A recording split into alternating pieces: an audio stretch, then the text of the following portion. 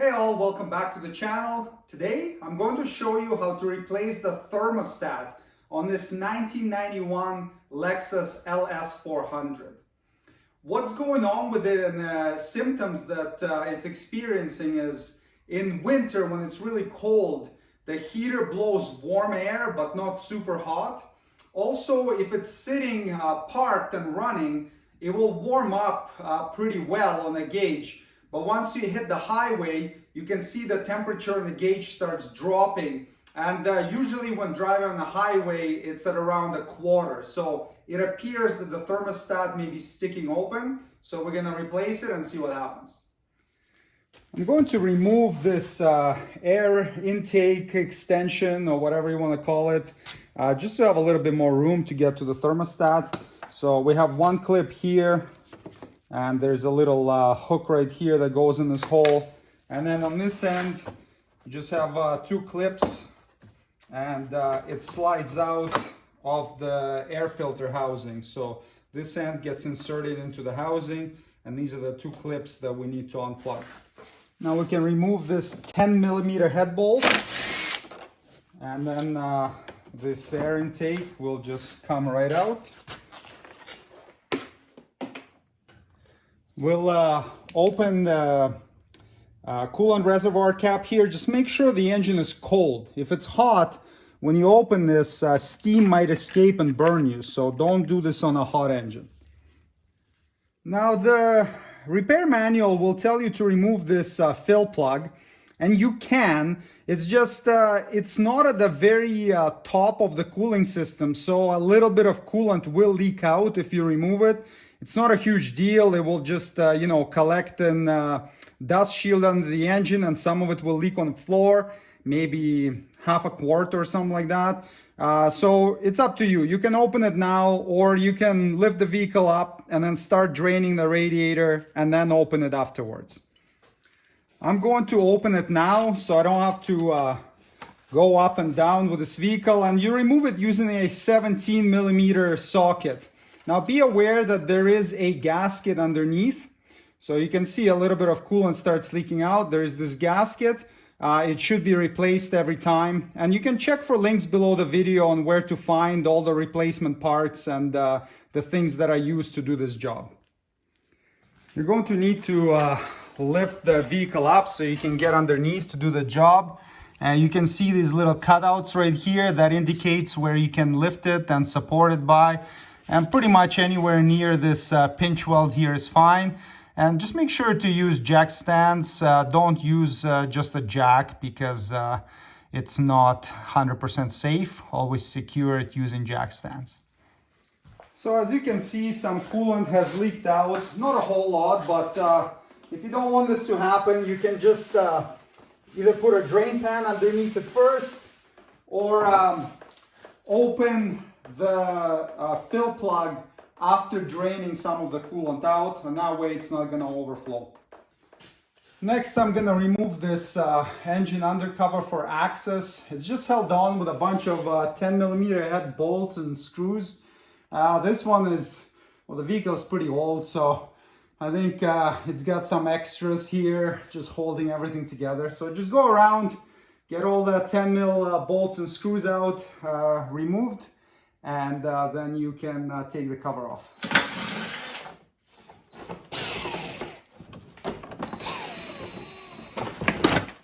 The radiator drain is located on the passenger side.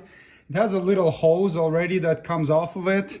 If your vehicle is pretty high, then when it's draining, it's gonna splatter everywhere. So you can remove this and install a longer piece of hose if you want, or just let it drain like that. So open it up and let the coolant drain out until the flow stops. And if you haven't opened your fill plug yet, like I did, this is the time you can go and open it up, and now it's not gonna leak from it. If you're just replacing the thermostat, you technically don't have to drain the whole radiator out. You could drain maybe a couple of quarts and you'll be good to go. But this might be a good time to replace some of the coolant, so it's up to you. You can definitely drain all of it out, and that way you have fresh coolant in the engine. Once the coolant flow stops or slows down to a drip, you can go ahead and close the drain.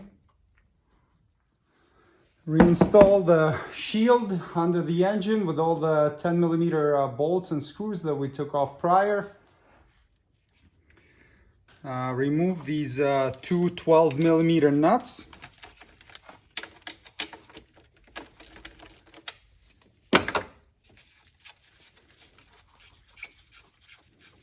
Try not to drop them so you don't have to go looking for them.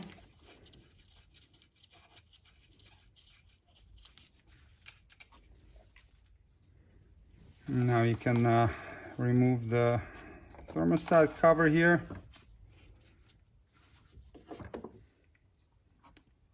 And pull the thermostat out. It might be stuck in there, so we could pry it out with a screwdriver from the inside.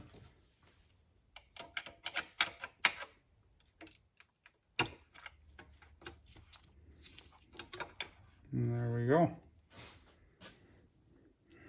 Looks like it's seen better days. The rubber here is all like deteriorating. You can literally scrape it with your finger.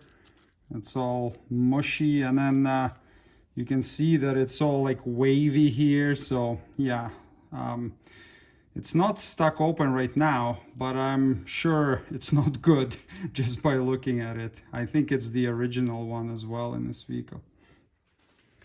Now clean up the surface in here where the gasket sits. You can use a little Scotch-Brite pad. Don't use like a power drill with a metal brush on it, because you can gouge the aluminum out. So just give it a nice good cleaning.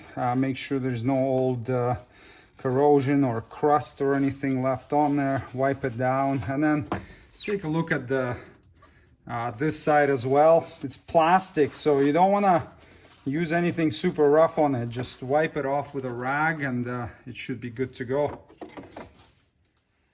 Grab your new thermostat. Be aware that with the OEM one anyways, the gasket comes separately, so you need to order it and install it on the thermostat.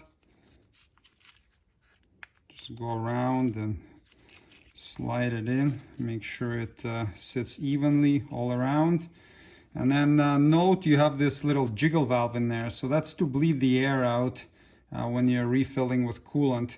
And this should be pointing vertically up. So when we install it, it should be pointing up towards the fill plug. Reinstall the housing cover and two nuts.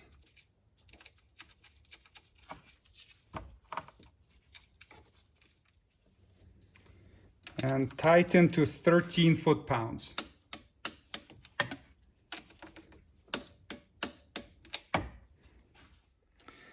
Before filling with coolant, they want you to open the heater core valve. So just turn the blower on and then crank the temperature up all the way. And what that's going to do is open a valve that will allow the coolant to go into the heater core. And then you can shut the ignition off.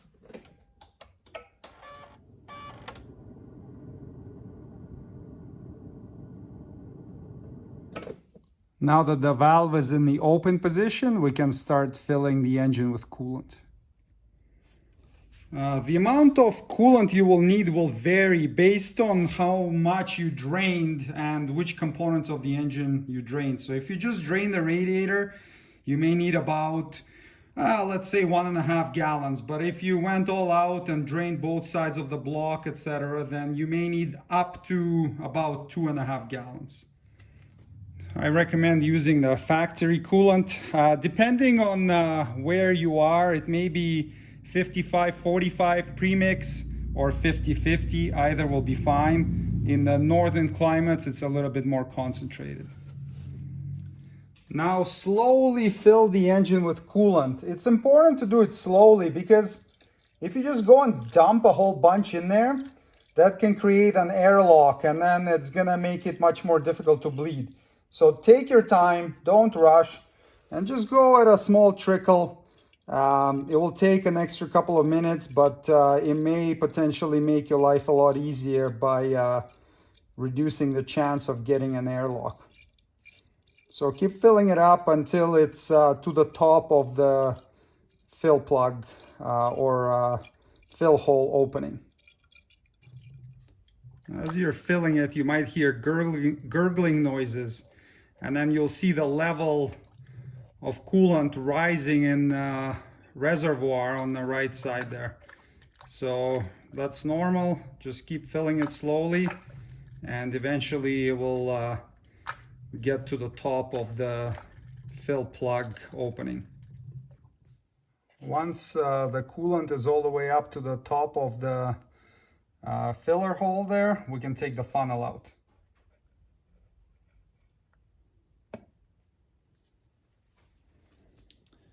Grab your filler plug, just clean it up, make sure it's nice and smooth, and replace the gasket. Install the new one, and then thread it in.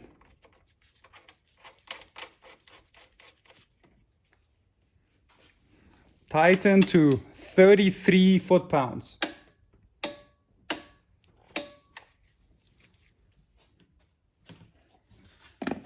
Now you can fill the reservoir until it's pretty much full. And then once it's full, we're gonna run the engine, and I want you to idle it for 10 minutes while keeping an eye on the coolant level and topping it up as needed. After idling, they want you to race the engine. So you'll need to race it at 2,000 to 3,000 RPM for 5 minutes with the cap closed. So we'll idle it with the cap open for 10 minutes, and then we will race it with the cap closed for 5, and then we'll shut it off and we'll adjust the coolant level. So it's almost full right now. I'm gonna go ahead and fire it up. I'm just gonna first reinstall this air intake assembly. We've got a 110mm bolt right here. Don't tighten it too much. About 5 foot-pounds or so. And then we have this cover. The end goes into the air filter box. And then we have the 2 clips right here. And then lastly, we have this little cover with the claw here, goes into the hole. And then we have a clip. Oh, clip dropped. We have a clip holding it on right here.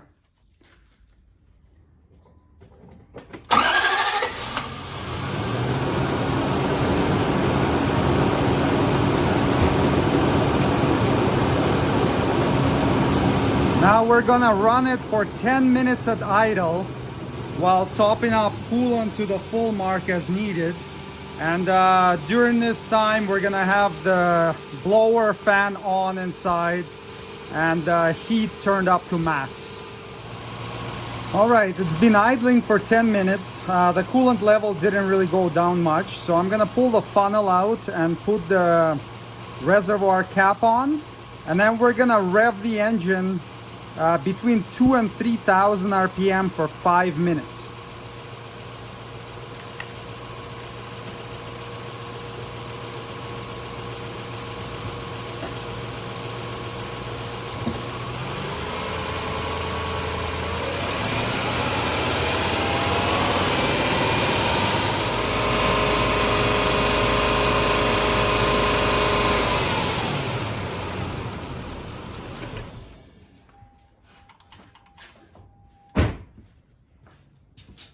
All right, so it's been raised for 5 minutes. As you can see, the coolant level did go down, so there was some air in the system and it bled out. What we're gonna do now is let it sit for a few hours, because to adjust the coolant level properly, it needs to be between the cold and between the low and the full mark right here, but it's cold level, right? So right now it's hot, so it's a little bit higher than what it's gonna be when it cools down. So when it cools down, you can open the cap, Don't do it right now. Top it up to the high mark right here, and then you're done. The job is completed. Thanks for watching. Subscribe if you'd like to see more Lexus LS400 maintenance and repair videos. See you next time. Cheers.